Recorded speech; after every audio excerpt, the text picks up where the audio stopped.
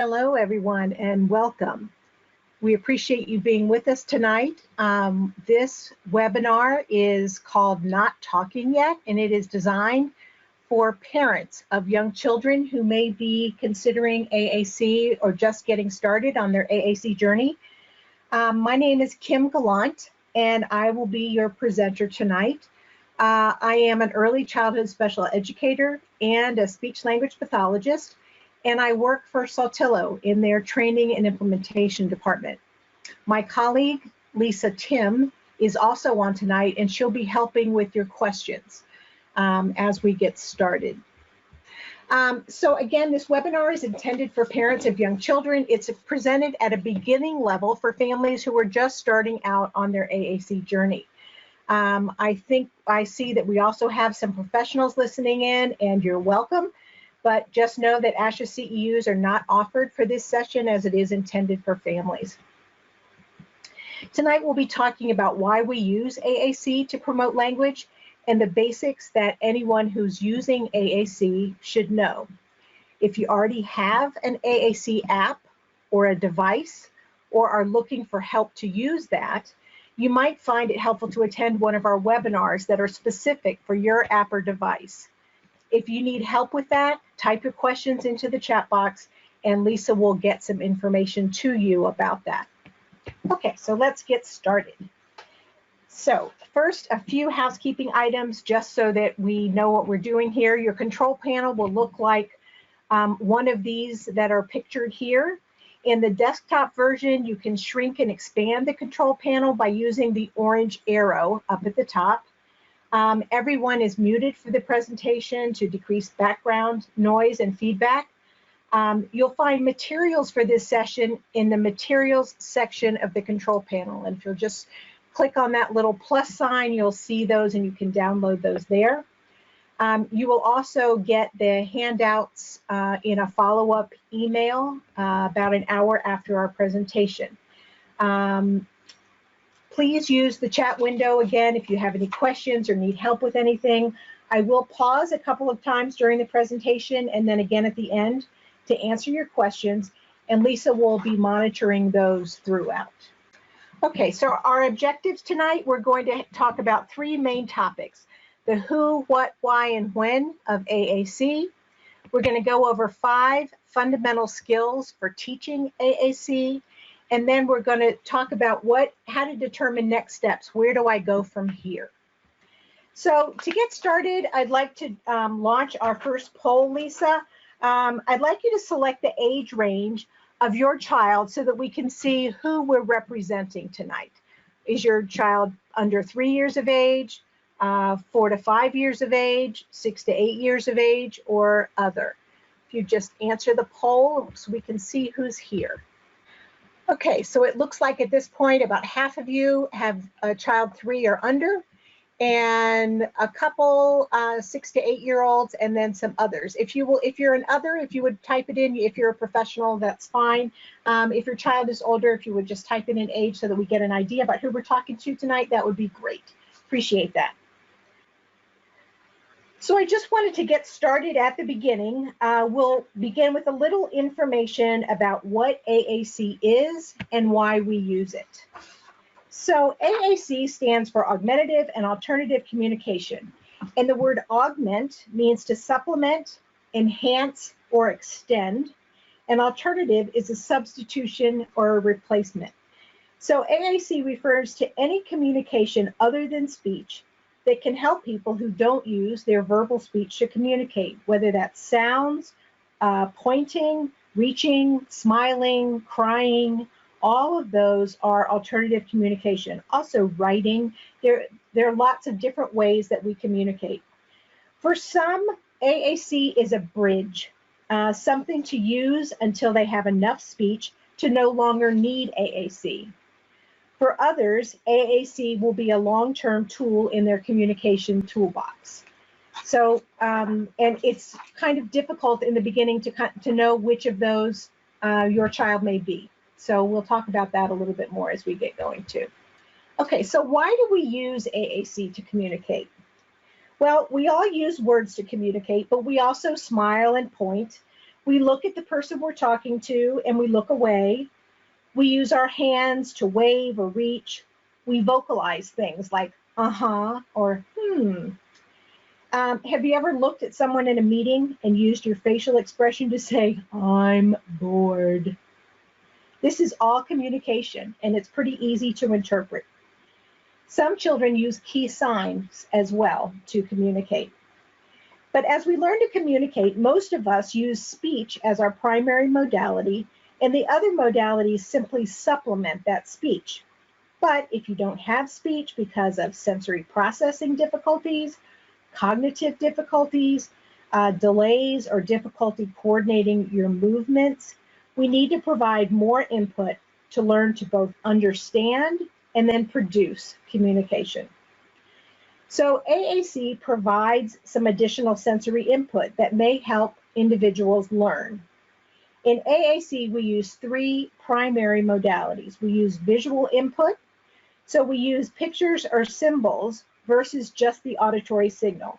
And the picture is static, and it's available for as long as it's needed for people who have processing difficulties or those who have difficulty retrieving words. So that visual picture can stay there for as long as you need it to be able to use that for communication. We also use voice output. And if you use technology, either an iPad, an app on an iPad, or a speech generating device, also called a talker, it has synthesized speech, which lacks the variation of normal speech. The slower, consistent auditory signal is easier for some children to interpret. So that voice output as well, or consistent voice output, as well as the visual input. And the last modality that we want to talk about is motor planning. And we recreate words on a device over and over again, which is why it's so important that the words don't get moved around on a device. Once a child learns where a word is on a device, we shouldn't change that. It would be like moving the keys on your keyboard. Imagine how confusing that would be. It also tells us, though, that if we're working on motor planning, we need to consider not only what the child needs now, but plan for the future as well, because as language grows, we need lots and lots of vocabulary, okay? So we need to be thinking about that as we're thinking about the system that we're building for a child. So more reasons to use AAC to communicate. With AAC, we highlight important words as we're speaking. We model how to use those visual symbols, and this whole process makes language processing easier for children. AAC promotes both receptive and expressive language. That's both the understanding and then the use of language. Having a language system in place keeps their language skills from falling farther behind. Just FYI, a typical preschool child learns 6 to 7 new words a day. Every day that a child's language is not growing, they're falling farther behind. So we really need to think about building that language system. And again, just a milepost, a 6-year-old child, typically developing 6-year-old child, says about 2,500 words and understands 20,000 words. So we need lots of words. We'll talk about that, more about that in just a little bit. So who needs AAC? Well, AAC is for anyone who cannot meet all of their communication needs with speech or other communication modes like gestures or writing. So there are lots of ways to communicate, but if what you're using isn't working, AAC may be able to help. For those of you listening today, your child might be using their body, vocalizations, facial expressions, gestures, fussing to communicate. Others may be using some single words or some word signs to get messages across. And some children may have a few key phrases, particularly for things they really want, like want iPad. And some children have motor speech delays, like apraxia, and although they try to communicate, they aren't always understood, and AAC may help that as well. So if you've got delayed communication skills or are difficult to understand, AAC can help. But what if your SLP or team is telling you your child is too young or too low functioning? They don't have the prerequisite skills. They have too many challenging behaviors, or they're not ready. I want you to leave tonight confident to say that there's no such thing as too young. Are other children your child's age able to say the words they want to say and use language? If the answer is yes, then your child is a candidate for AAC. If the individual is not able to communicate at the same level as peers, her communication difficulties might be interfering with her ability to accurately express her intelligence. When a child doesn't have a communication system, it's impossible to tell what they know.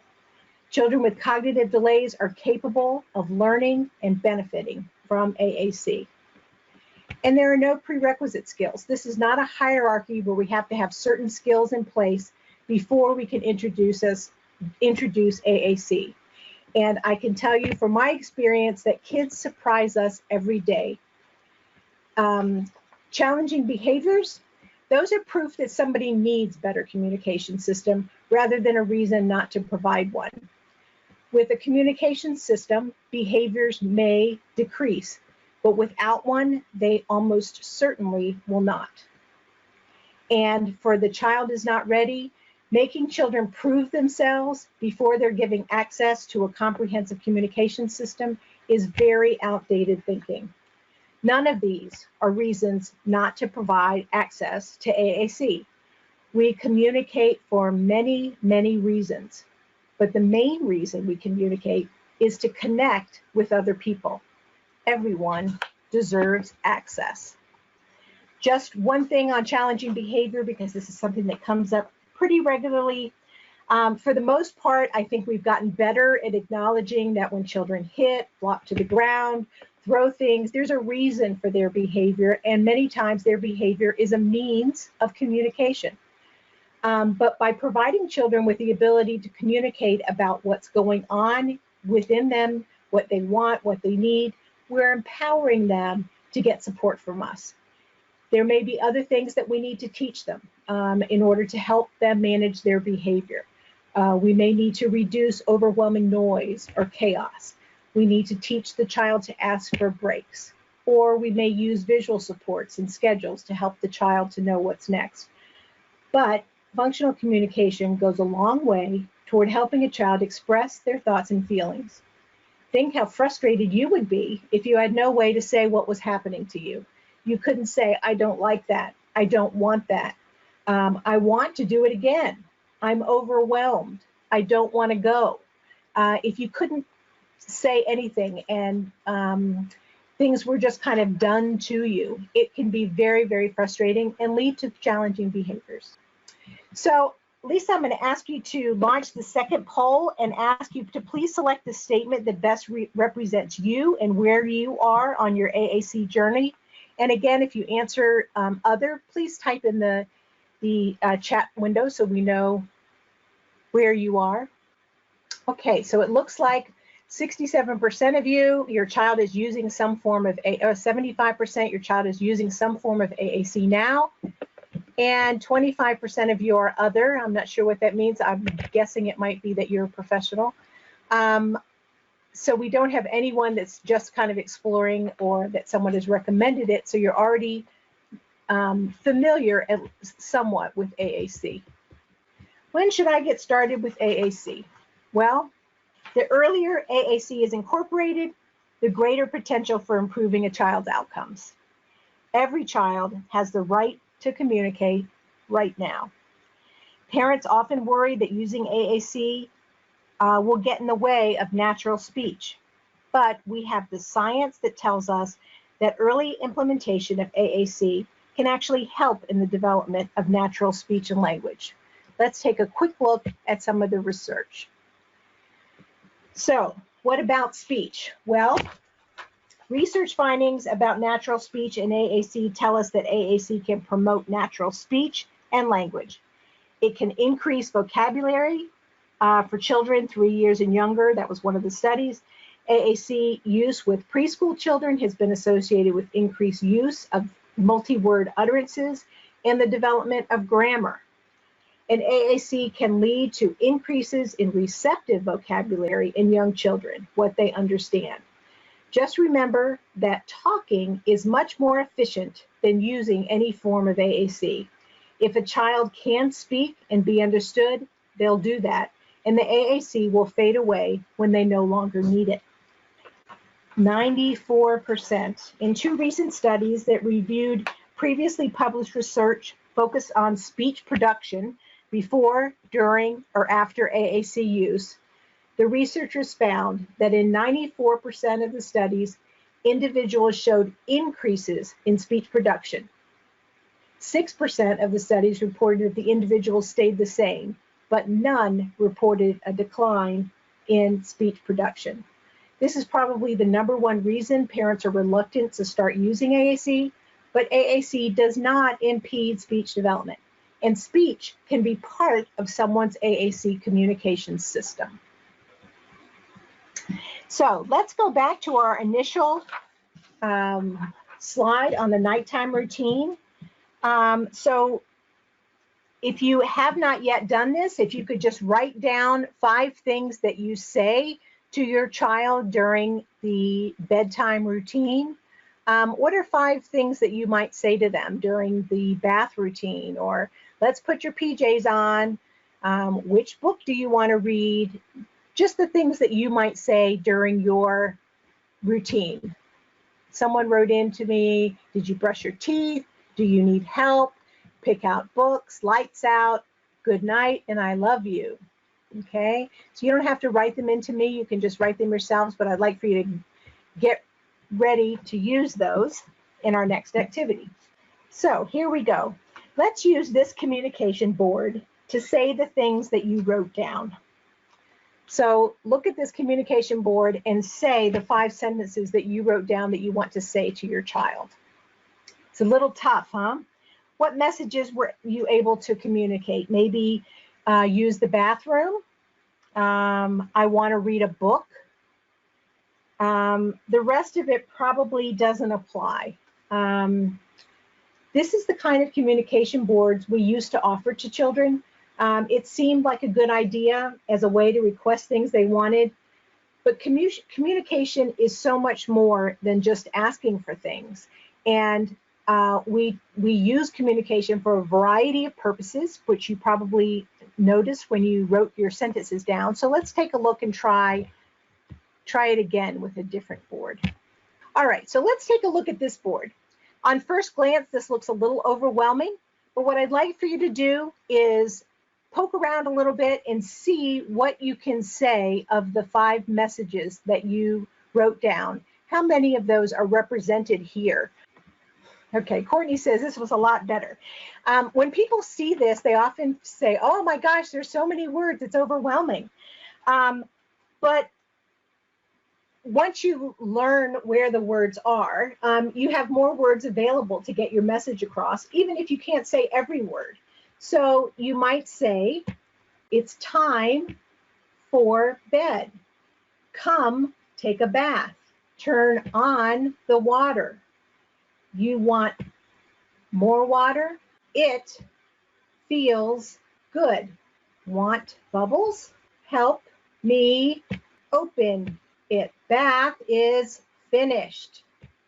Time to read. What book do you want to read? This is what we call a core vocabulary-based board, and we're going to talk more about that in the next section. But basically, it allows us to talk much more interactively and say things that we want to say to the child, as well as allow the child to interact with us. So we're going to talk about that a little bit more. First, I want to see if there are questions based on just the information about why we use AAC, when to start, anything about delaying speech development, anything that you're concerned about at this point. What's the best way to practice? Okay, that is the perfect question. We're going right into that. All right, so the 5 fundamentals of learning AAC. These are basically the tools in your AAC toolbox, and how to get started. So a little bit of background. Most children learn language incidentally in the course of their daily activities and interactions with us. But if your child is not talking yet, they may need a more structured and specific opportunity for learning language in the context always of meaningful activities. So what you do with them matters. Think about this. Taking a child to speech therapy twice a week for an hour is really just a drop in the bucket.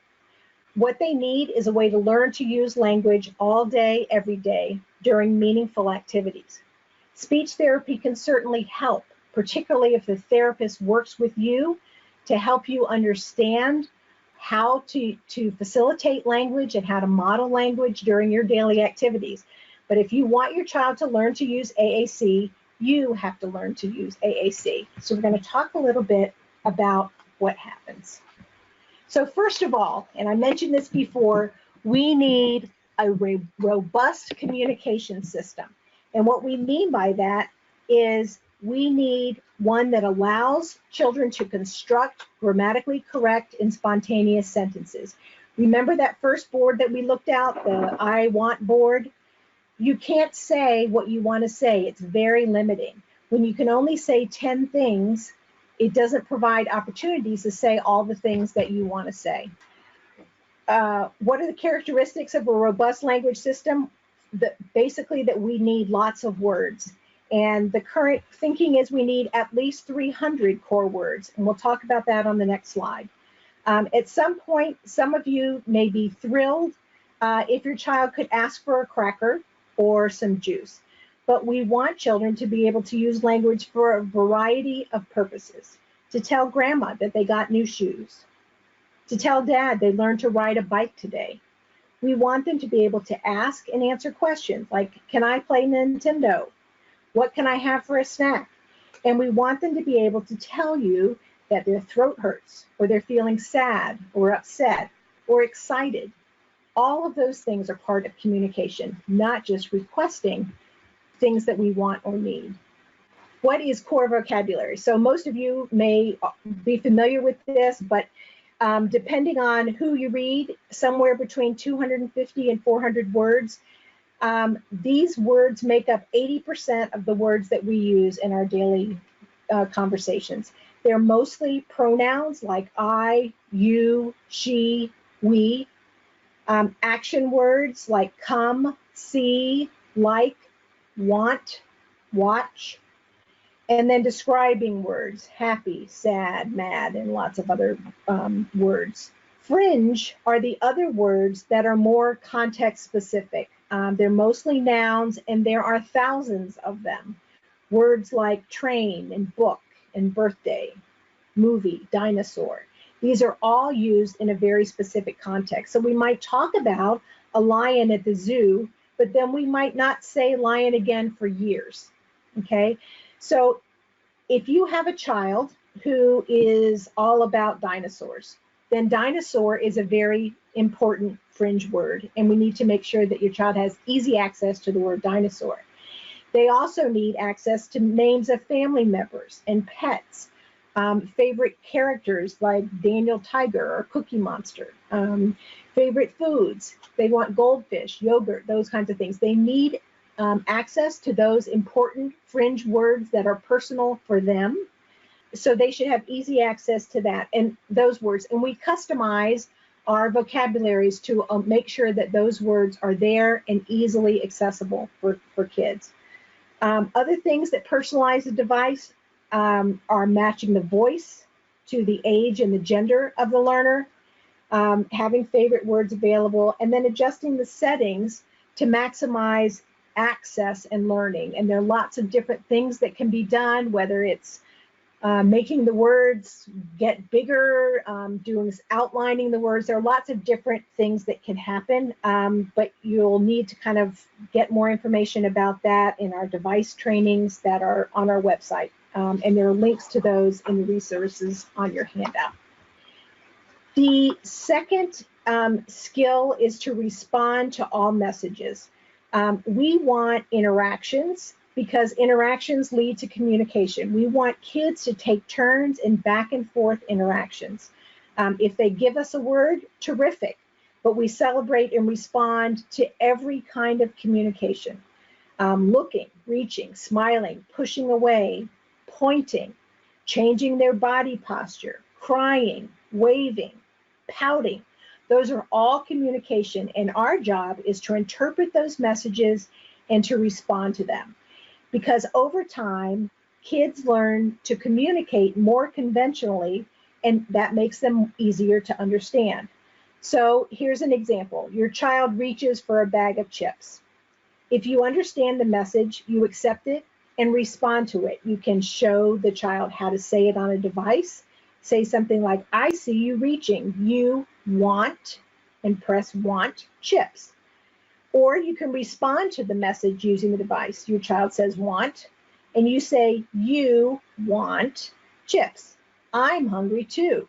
So we're having a conversation, okay? So even if you don't know if what the child did was intentional, you're going to respond to it as if it is, because that's how they learn to be intentional.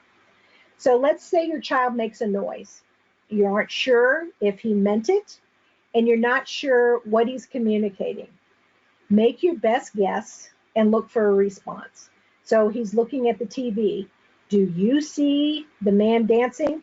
He is good. So we're providing input based on our best guess of what it is that he's trying to say. It increases kids' rate of communication, and they learn then how to become intentional. Just a word here about compliance. I just want to talk about this a little bit because communication and compliance are not the same thing.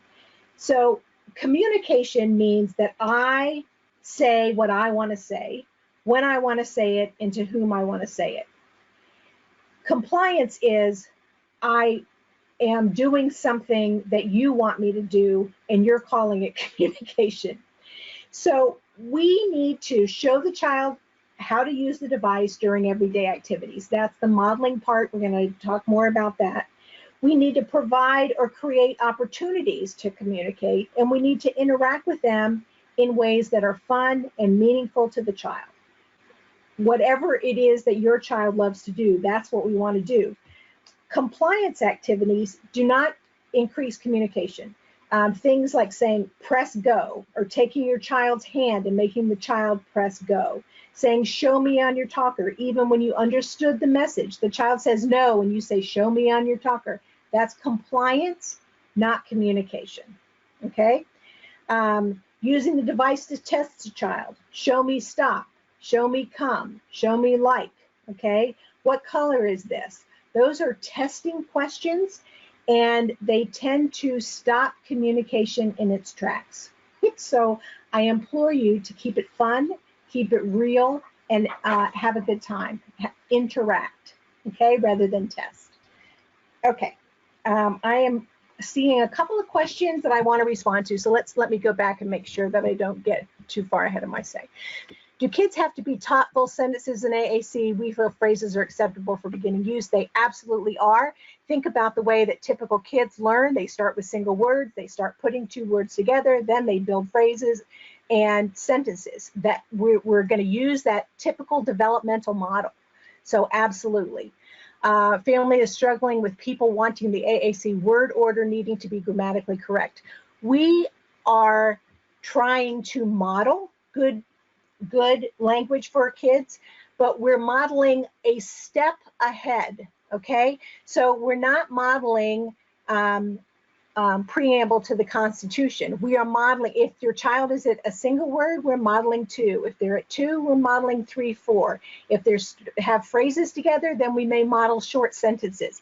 So we're staying a step ahead, but they're not going to be imitating us or communicating with us if we are way, way ahead of them, okay? One step ahead is our goal. And then, do you think it's okay to practice by reading a book and finding the buttons? Yes, I think it's fine. But I'm going to show you a video in just a minute of something to think about, of a way to kind of incorporate those core words into the book reading kinds of activities that you're doing. And I've got some other things that I can help with at the end related to this as well. Okay, so modeling. How do we practice? That was what we were just asking, right? How do we practice? So this is really a very fundamental skill. It means using your child's AAC system to model how to use it throughout your day. It is probably the most powerful teaching strategy we know, and we know that it is critical for success with AAC. We cannot expect a child to use it if we don't use it.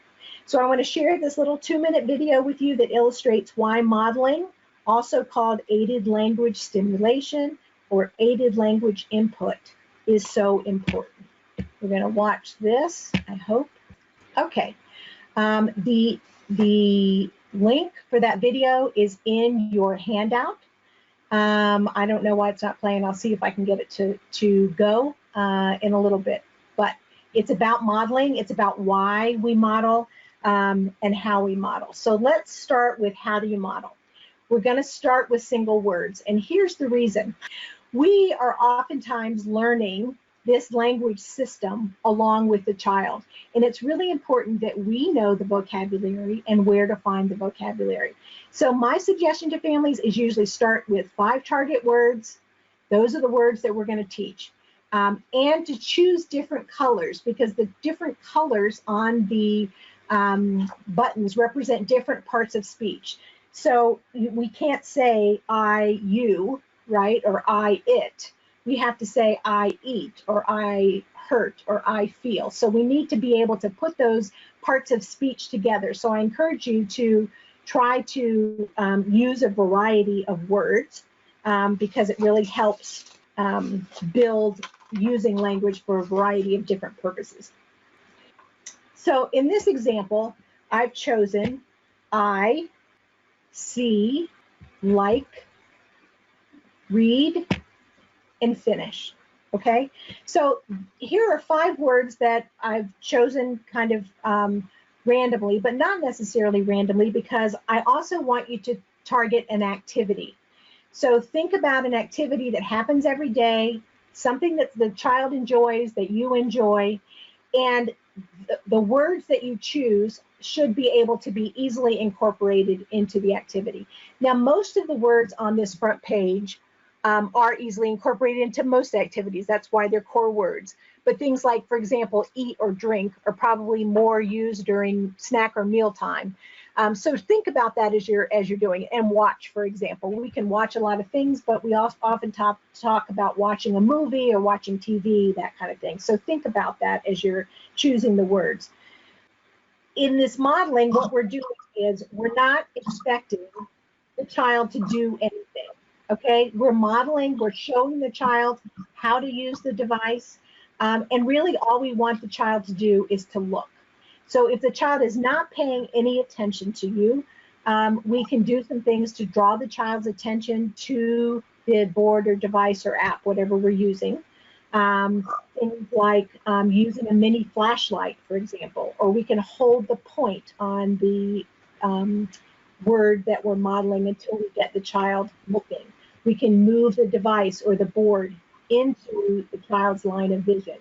And there are also settings on the device that can allow you to do things like have a word that you want, that you're targeting, flash bigger, or have them, the outlines like you see on the board here, to kind of help draw your attention to those words. Sometimes we do modeling on the child's device. I think it really is based on the child as well as what kinds of devices we have.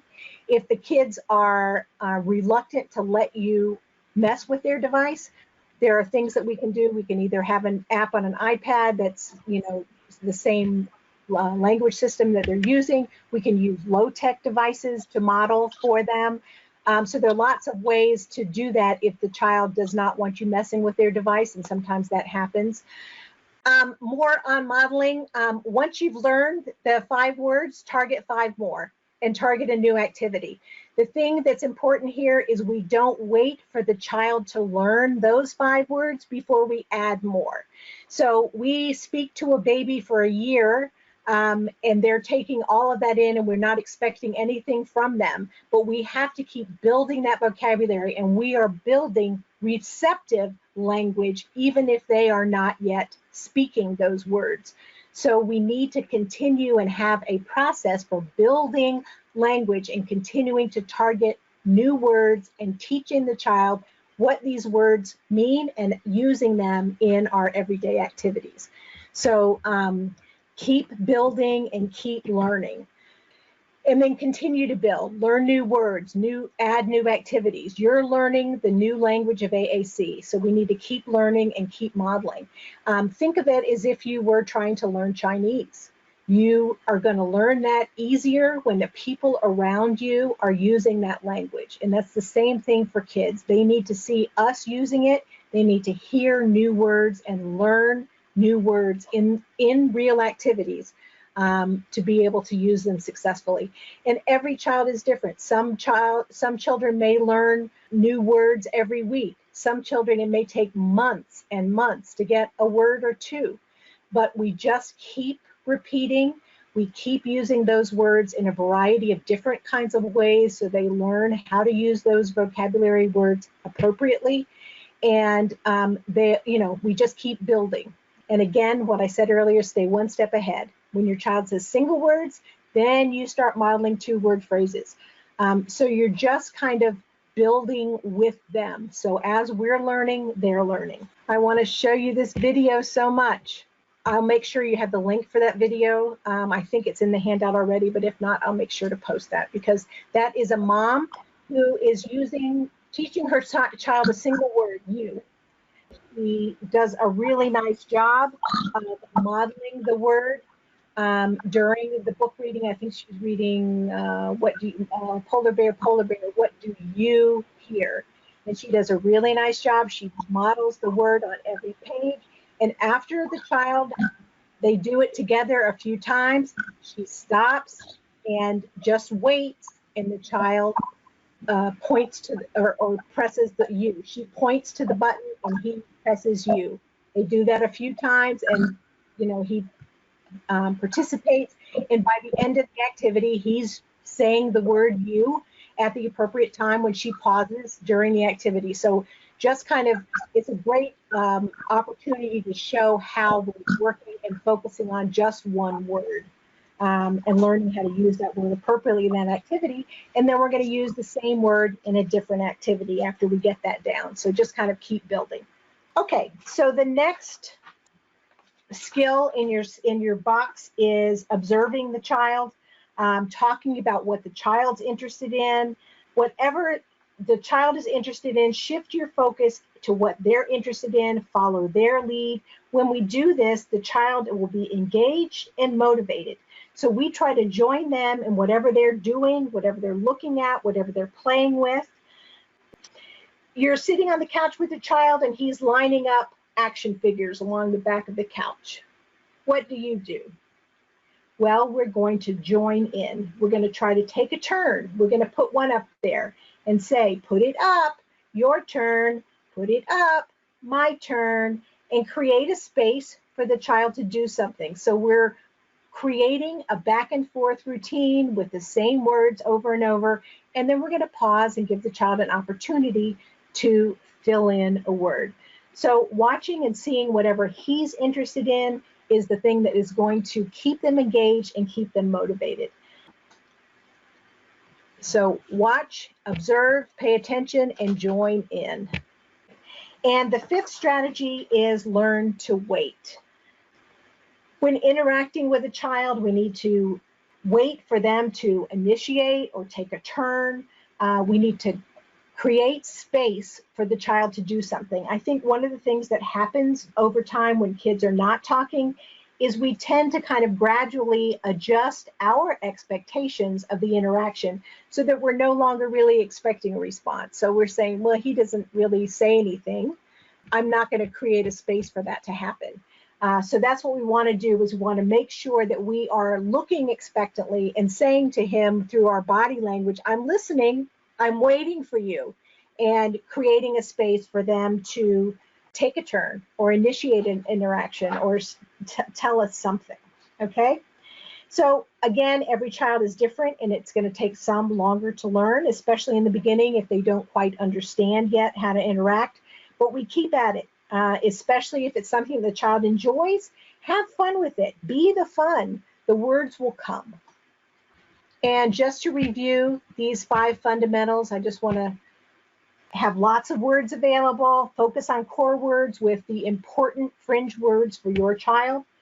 Focus on the message, not the form. So we are going to accept all modes of communication and encourage that interaction and keep it going. Model, model, model. Teach the words in real activities, and don't necessarily require anything from the child except pay attention. We're immersing that child in new language. Watch, pay attention to what the child's interested in, and talk about that. Follow their lead and have fun. And last, learn to wait. Create opportunities for the child to tell you something or take a turn in the interaction. We want to provide opportunities to communicate, but we don't require it. Okay? Let's see. Any other questions? I see Lisa has put a lot of links up for us. Thank you, Lisa. Don't see any other questions. Okay, we just have about 5 minutes left, so I want to make sure that I have an opportunity to kind of talk to you about the handout and some of the resources that are there for you.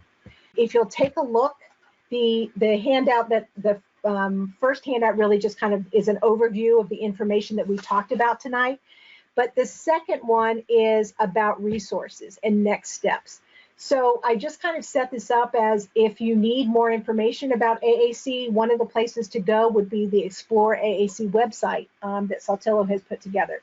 Just some basic information about AAC.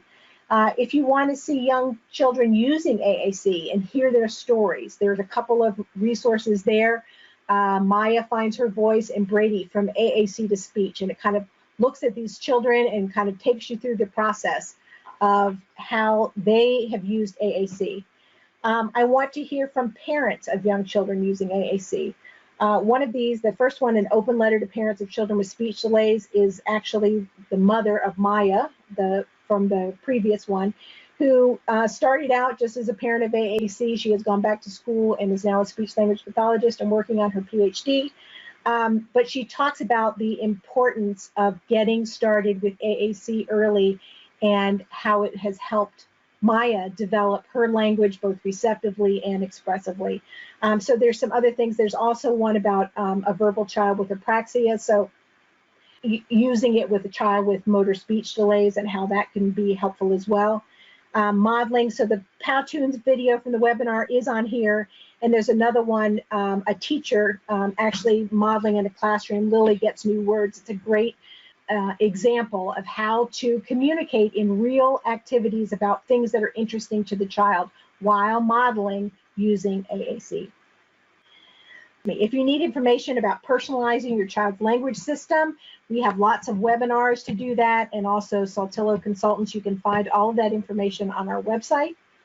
If you want to explore different ways to learn new words that you can model and teach, there are a number of different structures that are already put together that can help you say, okay, this month I'm going to target these 6 words, and then and here are some books that go with them that are going to support me. So there's lots of information like that on our website under implementation, and then chat corner. So there's some calendars, and each calendar for each month, there are 5 or 6 new words, there are activities, there are books that go along with it. There's also handouts for Let's Teach Core, and there's a handout for each of our core words. And it talks about ways to teach that individual word. There's also a resource called the Year of Core that has 16 words each month and activities to go along with that. So there are lots and lots of things available. There are other resources here I just wanted you to take a look at that you might find helpful. And then the last one is I want to connect with other families whose children use AAC. And there's a link there for 5 Facebook groups for families of beginning communicators. So if you're trying to connect with other families who are in a situation similar to yours, where you are, that might be helpful. All right, well, I think we are coming to the end. It is 9 o'clock, and I just want to thank you all for participating tonight, for being here. We are so glad that you're interested in AAC, and we look forward to communicating with you more in the future. Please feel free to get in touch with us and let us know how things are going. You will get a feedback form that will pop up at the end of this. So if you fill that out for us, we would certainly appreciate it. Thank you so much for being a part of this. Good night.